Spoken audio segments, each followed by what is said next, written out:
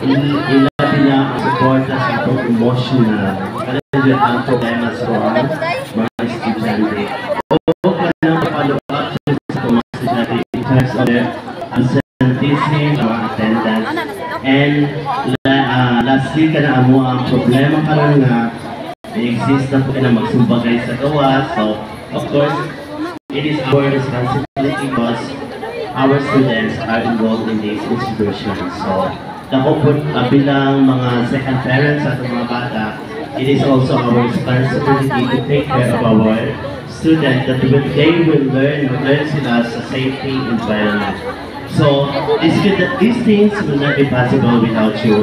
So, thank you very much, and I'm hoping for your more cooperation for this school year 2023 at 2024-2025. Mayong hapon sa kanila.